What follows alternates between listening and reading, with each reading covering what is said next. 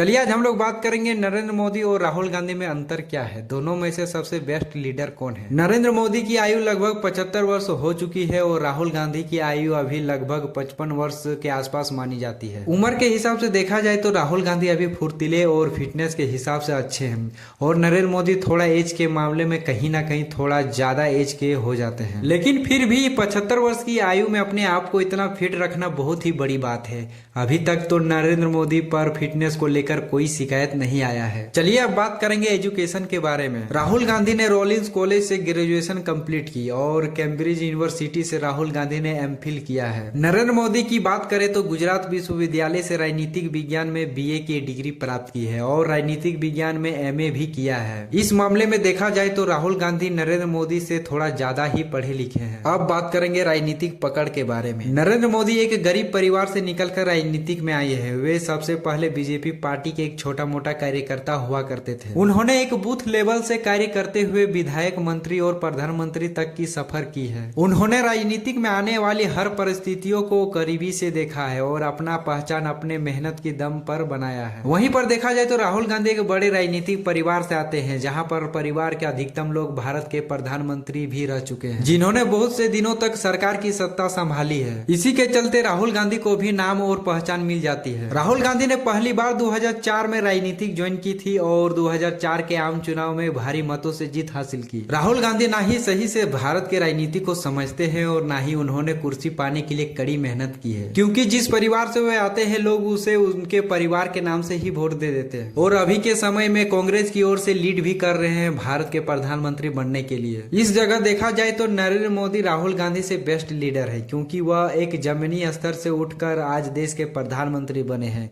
उनकी कड़ी मेहनत और लगन साफ साफ नजर आती है। चलिए अब बात करेंगे लोगों के बीच प्रभाव के बारे में। राहुल गांधी अपने भाषणों से लोगों को कहीं ना कहीं डायरेक्ट कनेक्ट नहीं कर पाते। कहीं भी सभा के मंच में राहुल गांधी स्पीच देते हैं तो कभी हिंदी तो कभी इंग्लिश, दोनों भाषा मिक्स करके बोलकर पार हो जाते हैं और जनता को कुछ भी समझ में नहीं आता है, क्योंकि सभा में अधिकतर लोग बूढ़े बुजुर्ग और महिलाएं होती हैं और राहुल गांधी को खुद पता नहीं होता है कि किस जगह क्या बोलनी चाहिए। उसे अक्सर देखा गया है कि कोई भी बात सोच समझ कर नहीं बोलते हैं और बाद में आकर जनता के बीच माफी भी मांगते हैं। कभी कभी तो ऐसा लगता है कि राहुल गांधी को कोई जबरदस्ती लाया गया है राजनीतिक में। वहीं पर नरेंद्र मोदी को देखा जाए तो अपनी बात लोगों के बीच सोच समझ कर रखते हैं और लोगों के भावों को पढ़ते हैं। अपने सभा में स्पीच के दौरान अधिकतम हिंदी भाषा का प्रयोग करते हैं, जिससे गांव देहात शहरी क्षेत्र सभी प्रकार के लोगों तक अपनी बात पहुंचाते हैं और इससे जनता सीधे नरेंद्र मोदी से कनेक्ट हो जाती है। लोग नरेंद्र मोदी की भाषण सुनने के लिए बेसब्री से इंतजार करते हैं और भाषण के एक एक शब्दों को गौर से सुनते हैं और नरेंद्र मोदी बड़े छोटे सभी का सम्मान करते हैं, किसी से भी ऊंच नीच की बातें नहीं किया करते हैं। इसीलिए अधिकतर लोग नरेंद्र मोदी को ही पसंद करते हैं। इस जगह पर भी देखा जाए तो नरेंद्र मोदी राहुल गांधी से बेस्ट लीडर साबित होते हैं। राहुल गांधी को नरेंद्र मोदी की बराबरी करने में काफी समय लगेगा। राहुल गांधी को और अभी मेहनत करनी पड़ेगी